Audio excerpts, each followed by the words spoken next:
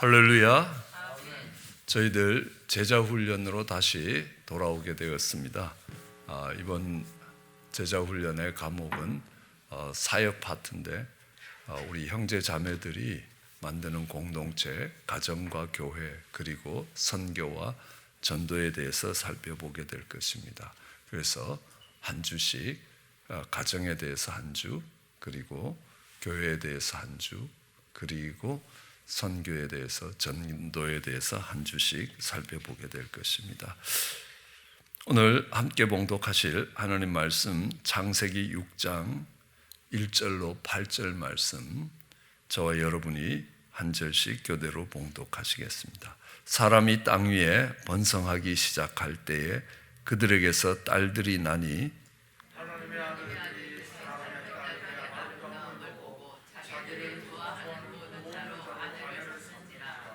여호와께서 가라사대 나의 신이 영원히 사람과 함께하지 아니하리니 이는 그들이 육체가 됨이라. 그러나 그들의 날은 120년이 되리라 하시니라. 당시에 땅에 네피림이 있었고 그 후에도 하나님의 아들들이 사람의 딸들을 취하여 자식을 낳았으니 그들이 용사 고대의 유명한 사람이었더라. 여호와께서 사람의 죄악이 세상에 관영함과 그 마음의 생각의 모든 계획이 항상 악할 뿐임을 보시고 땅에 사람 지으셨음을 한탄하사 마음에 근심하시고 가라사대 나의 창조한 사람을 내가 지면에서 쓸어버리되 사람으로부터 육축과 기는 것과 공중의 새까지 그리하리니 이는 내가 그것을 지었음을 한탄함이니라 하시니라. 그러나 노아는 여호와께 은혜를 입었더라. 아멘. 우리는 가정의 중요성을 이야기할 때, 가정이 무너질 때 곧 하나님의 심판이라는 것들을 알 수 있습니다. 오늘 노아의 홍수의 가장 직접적인 원인을 우리는 이 창세기 6장 1절에서 찾아볼 수 있습니다. 사람이 땅 위에서 번성하기 시작해서 딸들이 낳습니다. 그러자 하나님의 아들들이 사람의 딸들의 아름다움을 보고 자기가 좋아하는 모든 자로 아내를 삼았습니다. 가정윤리의 붕괴입니다. 이것이 악의 태동이 되기 시작합니다. 그러면서 그것이 노아의 심판으로, 홍수로 심판되는 그런 사건으로 이어지는 것들을 알 수 있습니다. 또 여러분, 소돔과 고모라를 알 수 있을 것입니다. 소돔과 고모라가 정말 동성연애로 하나님의 사자들이 왔을 때 그를 내놓으라, 우리가 그와 상관하겠다라고 하는 것들을 보면 동성연애가 보통 만연한 것이 아님을 알 수 있습니다. 이것을 통하여 그 소돔과 고모라의 가정이 붕괴됐다라는 것들을 알 수 있습니다. 미국도 영적인 위기 가운데 있다라는 것들이 가정의 붕괴에서 볼 수 있을 것입니다. 학교에 가서 나를 낳아주신 부모님과 함께 살고 있는 자녀들을 찾아보면 3분의 1이 안 될 겁니다. 언젠가 안식년을 떠나서 어린 아들에게 이야기했습니다. 아빠가 안식년이 돼서 한국에 가서 좀 오래 있다가 올 것이다. 그러니까 저희 아들이 갑자기 근심스러운 얼굴로 엄마 아빠 이혼하는 거야? 하고 묻는 겁니다. 아니야, 그런 거 아니야. 그냥 아빠가 이렇게 6년에 한 번씩 안식년을 얻게 되는데 한국에 가서 여러 할 일들이 있어서 한국에 다녀오는 거야 라고 이야기합니다. 이 아이 속에 그만큼 두려움이 있는 겁니다. 굉장히 놀라운 것은요, 부모들이 이혼을 하는데 자녀들이 가장 많이 받는 충격은 죄책감입니다. 내가 잘못해서 우리 엄마 아빠가 이혼한 것이라고 생각을 합니다. 어쨌든 이 전체적인 이 홍수의 심판으로 온 지면이 정말 멸망의 길에 가는 그 이유도 가정의 붕괴입니다. 한 도시 소돔과 고모라의 무너짐도 이제 가정의 붕괴입니다. 그래서 어떤 신학자들은 이야기합니다. 이 하나님의 심판의 범위가 좁아지고 있지 않느냐.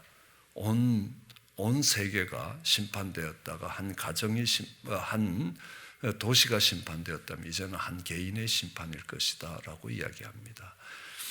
왜 하나님께서는 이 가정이 무너질 때에 이 심판을 하실 수밖에 없느냐? 어느 목사님, 제가 존경하는 어느 목사님은 이렇게 표현을 합니다. 하나님이 가정이 무너지는 데 대해서 신경질적인 반응을 보이실 만큼 예민하시다라고 이야기합니다. 우선 가정은 하나님께서 제일 먼저 창조하신 창조의 완성입니다. 그러면 창조의 질서를 보시면 첫째 날 빛을 만들었으면 넷째 날 해와 달과 별을 만들었습니다. 둘째 날 하늘을 만드셨다면 다섯째 날 하늘에 살아갈 수 있는 이 동물들을 만듭니다. 새를 만듭니다. 셋째 날 땅을 만들면 그 땅에 살아갈 수 있는 사람과 짐승과 풀과 나무들을 만들었습니다. 소스와 어플리케이션, 이 기본이 되는 것들을 만들었다면 이제 적용이 되는 것들이 만들어졌습니다. 그러면서 또 사람을 만들고 거기서 하와를 만들고 그렇게 해서 가정을 만들므로 인하여 창조가 완성되었다. 예, 하나님이 창조하실 때 창세기 1장 26절에 28절은 우리의 형상을 따라서 저들을 사람을 만들자. 남자와 여자를 만들자. 남자와 여자가 연합하여 하나를 이루는 것. 우리는 그것을 유니티라고 이야기합니다. 두 사람이 하나가 되는 것. 그러면 하나님은 우리가 하나인 것처럼 그랬을 때 우리라는 것은 트리니티를 이야기합니다. 성부, 성자, 성령의 하나됨과 부부의 하나됨이 일치하고 있다는 겁니다.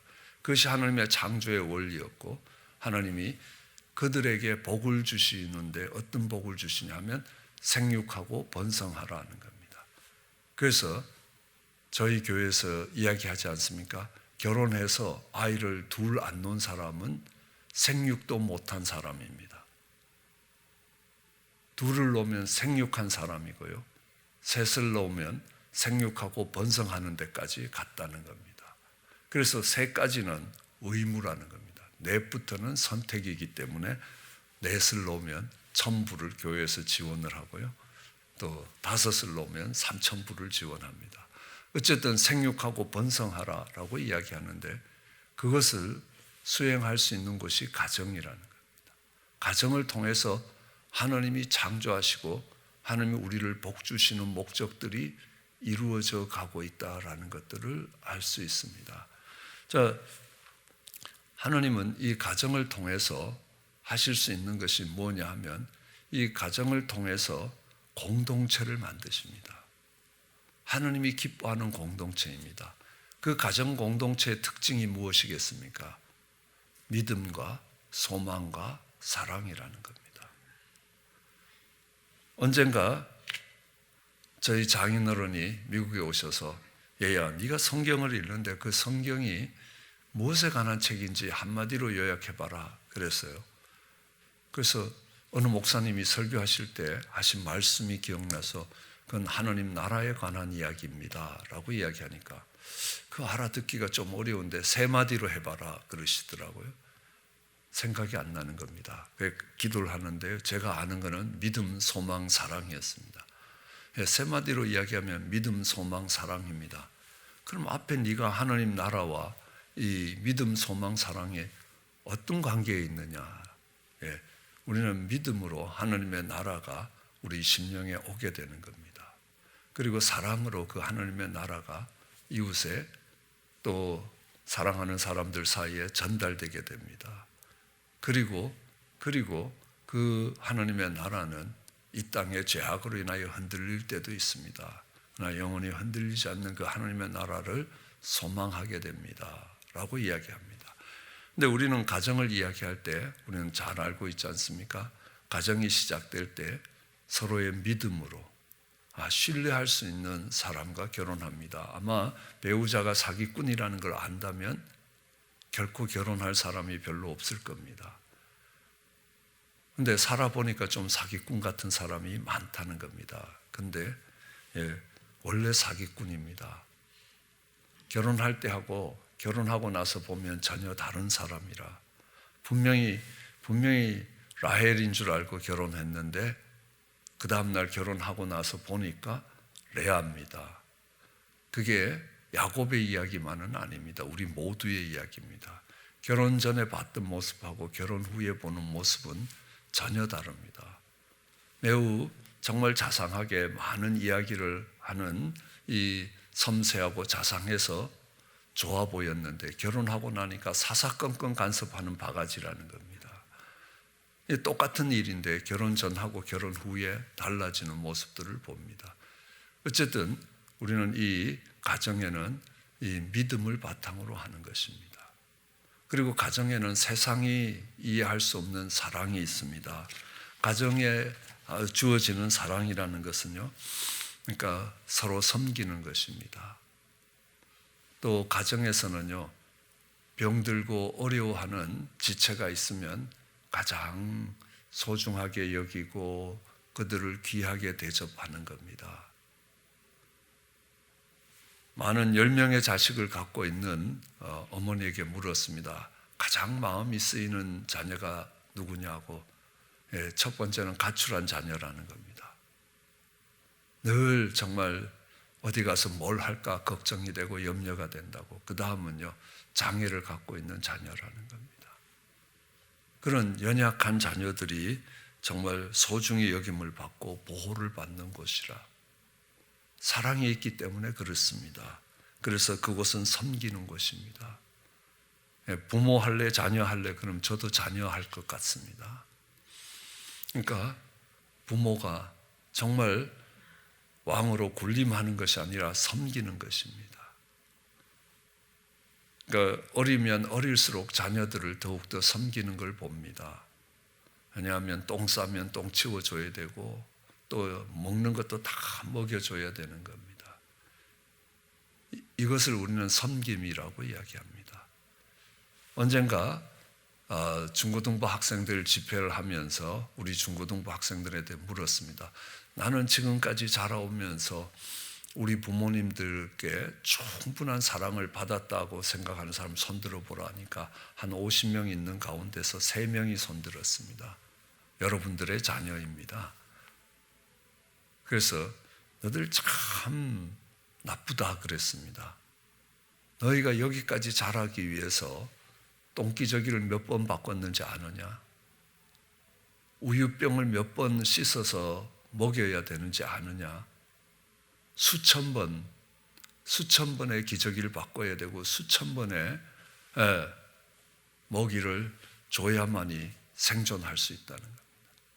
인생은 지금까지 성장했다는 것만으로도 내 부모든 누구든 누군가의 엄청난 사랑과 섬김이 없이는 그 생명이 살아날 수가 없게 되어 있습니다. 어린 시절에 다 죽게 되어 있습니다. 그렇게 돌봐주지 않으면 살 수가 없게 됩니다. 시골에서 있으면서 송아지가 새끼 낳는 거 봤습니다. 송아지가 새끼를 놓으면요, 한두 시간 지나면요, 그 송아지가 우리에서 걸어 나옵니다. 걸어 나오다 한두 번 비틀비틀 거리다가 펄쩍펄쩍 뛰어갑니다. 근데요, 사람이 자녀를 놓으면요, 이건 1년 돼도 걷지도 못하는 겁니다. 송아지는 하루 만에 걷는데 이건 1년이 걸려도 잘 못 걷는다는 걸 압니다. 그만큼 수고가 있어야 되고 그만큼 사랑이 쌓여야만이 그 생명이 생명으로 유지될 수 있다는 것들을 우리는 배울 수 있습니다. 그리고 서로 같은 목표를 가지고 한 가정이 함께 움직입니다. 그러기에 같은 소망을 갖고 있습니다. 결혼할 때 청년들이 와서 묻습니다. 이 결혼해도 되냐고. 아모스서 3장 3절에 의하면 뜻을 같이 하지 않고는 어떻게 야합하겠느냐. 그러니까 함께 목표가 같고 정말 같은 소망을 가지지 않고는 함께 같은 길을 걸어갈 수가 없다라고 말합니다. 소망이 같아야 같은 공동체입니다. 그 공동체 속에 사랑이 있어야 공동체가 건강해질 수 있습니다. 그 공동체 멤버들이 서로를 믿지 못하면 그 공동체는 와해가 되는 것입니다. 그러므로 하나님은 이 가정을 통해서 공동체를 만들어 가십니다. 교회도 똑같은 것입니다. 가정이 창조의 목적이었다면 교회는 구속의 목적입니다. 죄로 인하여 가정이 깨어진 이후에 하나님께서 다시 만드는 가정이 교회라고 생각하시면 크게 다르지 않을 것입니다. 이 가정에서 중요한 것이 하나 있습니다. 이 가정에서 또 배울 수 있는 것이 있습니다. 이 공동체에서 우리는 관계를 형성하는 법을 배웁니다. 부모와 어떤 관계를 가져야 되고, 부부가 어떤 관계를 가져야 되고, 형제가 어떤 관계를 가져야 되는가라는 것들을 배울 수 있습니다.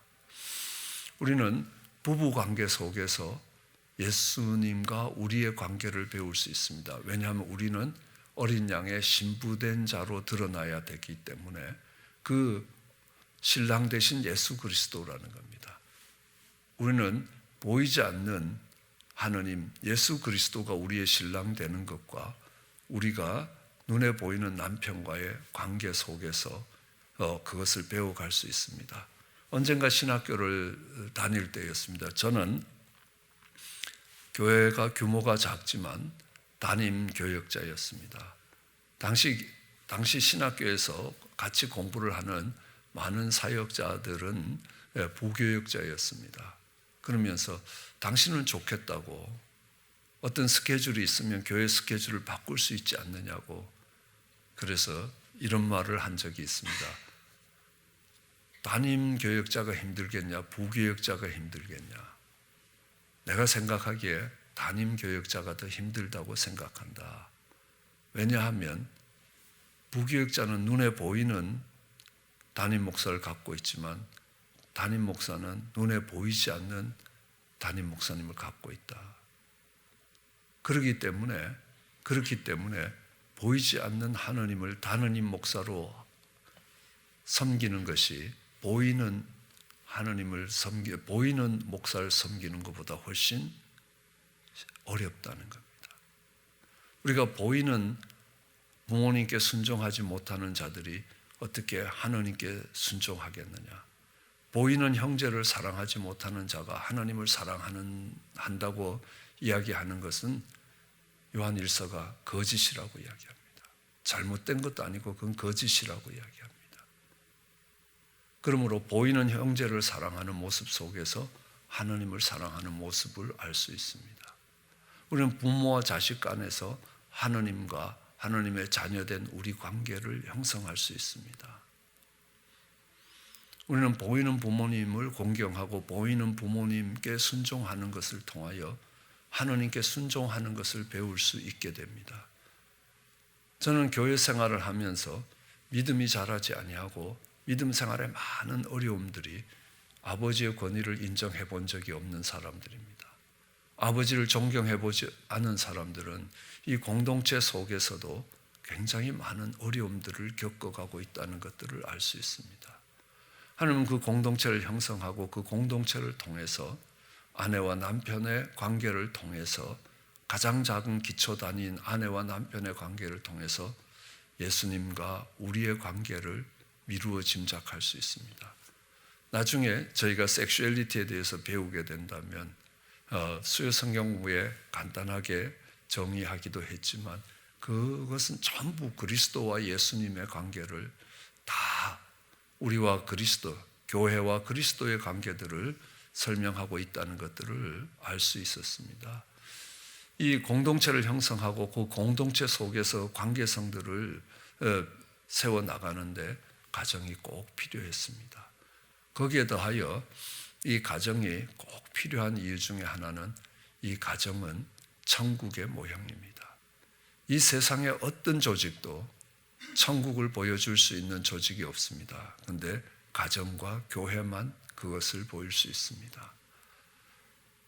하나님은 이 가정을 통해서 천국 백성들을 훈련시켜 가시는 겁니다.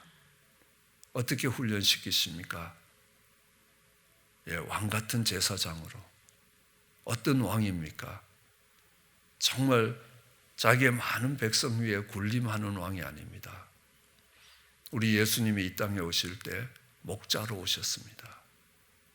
고집스럽고 미련하고 고도근시고 이런 이 양떼들을 돌봐주시는 목자로 오셨다라고 말씀하고 있습니다. 말씀드렸듯이 그 사랑을 바탕으로 가정에서 왕은 섬기는 자입니다. 아직까지도요. 결혼 안 한 자녀들은 마치 부모님 집에 있는 것이 특권인 양 그렇게 생각을 하고 있습니다. 섬겨주는 겁니다. 그래서 그들이 나보다 더 존귀한 삶을 살 수 있도록 도와주는 것입니다. 그것이 예수님이 이 땅에 오신 모습입니다. 어리면 어릴수록 더 섬기는 겁니다. 요한복음 21장은 말씀합니다. 네가 다른 사람보다 나를 더 사랑하느냐? 그러면 어린 양을 먹일 수 있습니다. 더 큰 사랑을 가지고 더 어려운 자녀들을 섬겨갈 수 있습니다. 저희 교회도 몇 분들이 장애를 가진 자녀를 갖고 있습니다. 그러면요, 다른 사람이, 다른 부모가 자녀를 하는 것보다 더 큰 사랑을 가지고 섬기는 것입니다. 하나님은 큰 사랑이 있어야 그런 연약한 자녀들을 섬길 수 있다고 말씀합니다. 그렇기 때문에 그런 자녀들을 그런 가정에 맡기고 계시다라고 말씀합니다. 세상은 그렇지 않습니다. 연약하고 힘이 없는 자를 무시하고 멸시하고 정말 그들의 공동체 바깥으로 몰아내려고 합니다. 그러나 사랑이 있는 가정은 정말 섬기는 왕의 모습을 훈련받을 수 있습니다. 그가 부모가 되었다면요, 이제 자녀들을 섬깁니다. 저도 그랬습니다. 아들이 태어났습니다. 태어날 때는 기뻤습니다. 근데요, 저희 아들은 10개월 동안 단 한 번도 밤에 잠을 자본 적이 없습니다. 새벽 4시, 5시 될 때까지 잠이 들질 않습니다. 저는 10개월 동안 단 한 번도 등을 침대에 대고 자본 적이 없습니다. 밤 12시, 1시까지는 저희 아내가 받고 1시에 돌아와서 새벽 예배를 갈 때까지 제가 돌봤습니다. 조금만 눕혀놓으면 그냥 깨는 겁니다. 그냥 안고 있어야 되는 겁니다. 10개월쯤 하는데요, 얼마나, 이게 무슨 짓인지 정말 미칠 것 같습니다. 그러니까 아마 경험을 못하신 분들은 잘 모르겠지만 10개월 동안 등을 붙이지 않고 한번 자보십시오. 사람이 사람처럼 되는지요. 정상이 안 되는 겁니다. 얘는 왜 안 자냐 하고 확 집어 던지고 싶은데 꾹 참고 그냥 안고 있었습니다. 그게 뭐겠습니까? 섬기는 훈련을 하나님이 하시는 것입니다. 난 분명히 아버지라는 겁니다. 그 가정을 다스려야 되는 왕의 자리에 있습니다. 그렇기 때문에 사랑으로 섬기더라. 믿음을 가지고 기다리더라는 겁니다. 그를 통해서 하나님의 하실 일들을 바라보는 겁니다. 소망입니다. 그리고 이제 아들이 조금 크니까요, 그때부터는 사고를 내기 시작합니다. 공을 던져서 이웃집 유리창 깨면 제가 어떻게 하겠습니까? 가서 아들을 잘 못 가르쳐서 죄송합니다 하고 유리창 값 제가 물어내야 됩니다. 우리 아들이 사고 쳤으니 우리 아들한테 받아가시오, 이렇게 안 되더라는 겁니다. 그가 사고를 내면 낼수록, 저희 아들 별명이 FBI였습니다. 왜냐하면 사고의 현장에 빠지는 법이 없다 그래서 FBI였습니다. 그러면 그 자리에 가서 사과하고 또 경제적 손실이 일어나면 그거 다 변상 제가 해야 됩니다. 하나님 그것을 제사장이라고 이야기합니다. 그 자녀의 죄짐을 내가 다 떠맡고 있는 것입니다. 자녀를 키우면서 제사장의 훈련을 받아야 됩니다. 그리고 이야기합니다. 그러니까 제가 인생을 먼저 산 경험으로 정말 네가 이렇게 살아야 된다, 이렇게 해야 된다라는 걸 가르칩니다. 대학을 갈 때도 네가 이렇게 준비하고 이렇게 공부하면 네 인생이 복될 수 있을 것이다 라고 이야기합니다. 선지자입니다. 먼저 경험을 통해서 얻은 지식을 가지고 그 자녀들이 나아가야 될 방향을, 내가 먼저 알게 된 영적인 지식을 가지고 그들의 영적인 삶을 인도해 가야 합니다. 우리는 그것을 선지자라고 이야기합니다. 하나님 가정을 통해서 왕으로, 제사장으로, 선지자로, 다르게 하면 하나님의 백성으로 훈련시킬 수 있습니다. 그들 이 가정을 통해서 공동체를 만들고 믿음과 사랑과 소망으로 세워진 공동체를 만들어 가시는 겁니다. 그 가정의 인간관계를 통해서 하나님과의 관계도 또 예수님과의 관계도 우리는 배울 수 있게 됩니다. 그 가정이 무너지고 나면 우리 자녀들은 또 가정의 일원은 절대로 하나님 백성으로 아름답게 세워질 수가 없다는 것들을 알고 계십니다. 가정이 무너지면 더 이상 하나님께서 하나님의 백성을 하나님 백성답게 훈련시킬 곳이 없기에 그 땅은 심판이 되는 겁니다. 그러므로 가정의 붕괴는 곧바로 하나님의 심판으로 이어진다는 것, 그만큼 우리는 가정이 중요한 것입니다. 말세가 되면 말세가 될수록 악이 관영하고 악이 관영하면 관영할수록 가정들이 깨질 것입니다. 오윈이라는 사람은 이렇게 이야기합니다. 인류학자인데요. 인류의 역사 속에서 사라진 80개 족속을 조사를 했습니다. 그들에게 공통된 특성이 하나 있었습니다. 가정의 연합이 깨어진 후에 그들은 한 세대 안에 나라가 멸망했다는 공통적인 특징을 갖고 있습니다.